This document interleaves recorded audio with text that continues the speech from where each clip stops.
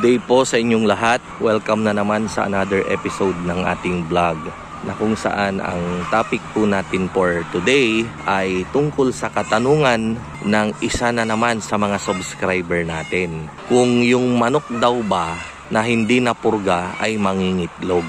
Atin pong sasagutin yan. Pero bago po ang lahat, andito po tayo ngayon sa farm na kung saan andito yung mga manok natin na nangingitlog. Ito yung mga alaga nating RTL sa kabilang farm. Tapos kapag sila ay malapit ng mangitlog or kapag sila yung ready to lay na, sila po ay ating nililipat dito para sila ay paitlogin. Ayan. And then kapag sila ay nangitlog na, yung kanilang itlog siya naman nating ititinda sa ating pwesto. Ayan. So yung nakikita nyo sa video, kalilipat lang kasi namin ng RTL sa building 4. Yun po, nakikita nyo po, may number 4 doon. No? So kinakarga natin ang RTL, yung building 4 natin para sila yung mga bagong batch ng mga layers natin. Ito yung batch ng December 21 na harvest. Sila ay nag 16 weeks. So ito po yung natira. Talagang sinadya ko pong magtira para meron tayong maikarga sa poultry house natin. So ito po yung farm natin. Ayan po.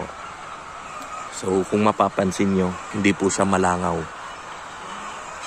May mga nakawala kanina, kaya siya naman nilang hinuhuli para ilagay na sa battery cages. So, balikan po natin yung ating topic, yung katanungan ng subscriber natin na kung saan ay mangingitlog daw ba yung manok na hindi napurga.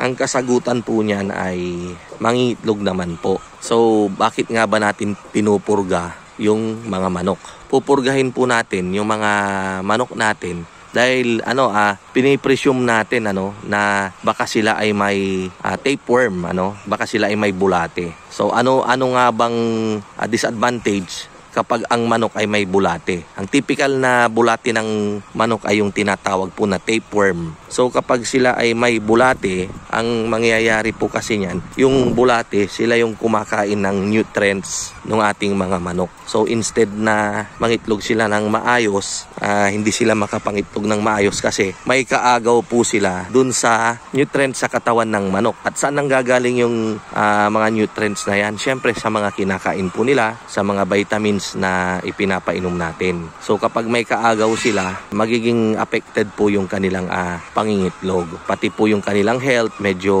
namumutla po sila. So ano ang kailangan gawin? Kailangan po nating purgahin. Para kapag pinurga po natin yung ating mga manok, mamamatay yung mga parasites, yung mga tapeworm na yan, yung mga bulate. Yan. At kapag sila ay namatay, nawala na sa system ng ating sa katawan ng ating mga manok, makakapangitlog na po ng maayos yung ating mga manok. Unti-unti na silang magre-recover. Minsan nga po, 'di ba, may mga nababalitaan tayo kapag sobrang dami ng parasite sa katawan ng hayop, nagiging apektado hanggang sa minsan nga may mga mortality tayo. Kailangan talagang purgahin. Paano naman kung hindi natin pinurga? Baka sabihin niyo, hindi ko naman pinurga yung manok ko, pero maayos namang mangitlog. Ang kasagutan ko rin naman po dyan, dahil may mga mangilan-ngilan po na hindi nagpupurga pero maayos ding mangitlog yung kanilang mga manok dahil sa kadahilan ng maaring walang parasites yung kanilang mga manok. Kasi to tell you honestly, pagsapit ng 12 weeks ng ating mga alagang RTL, mga alagang sisiw, pag 12 weeks na po sila, pinupurga na po namin sila.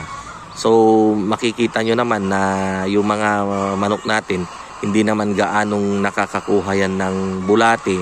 Hindi naman sila free range. Naman sila sa loob ng growing house. Nasa growing house sila, kaya malit lang naman yung chance na sila ay magkabulate. Isinisiguro lang naman natin na maging 100% free sa mga tapeworm na yan para wala tayong mga iniisip-isip na baka may bulate, ganyan, di ba? Kumbaga very confident tayo.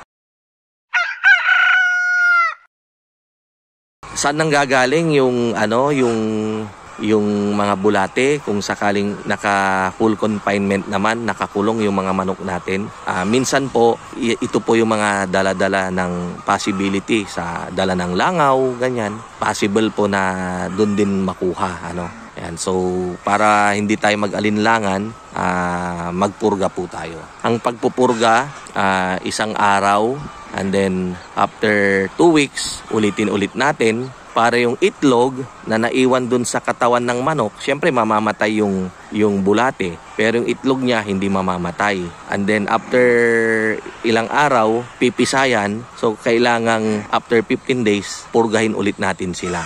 And then after 6 months ulit, kung medyo feel ninyong magpurga, iniisip ninyo na medyo bumababa yung production ninyo, baka lang na yun yung baka apektado siya ng bulate, pwede tayong magpurga ulit after 6 months. Sana nabigyan ko na naman kayo ng dagdag kaalaman regarding sa negosyo natin na paitloging manok. Ayan. So andito po tayo ngayon sa farm natin sa Bayambang.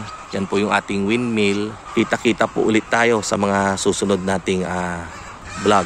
Hanggang sa muli, ito po ang inyong kaibigan, ang inyong kamanukan. Walang iba kundi si Mang Mags. Kasama ko yung mga dalaginding kong baka dito. Curious sila, ano kayang ginagawa ni Kapitan, sabi nila. Ayan lumalapit sila. Mga loko-loko. So thank you po, thank you. Mabuhay po tayong lahat. Happy New Year po. God bless.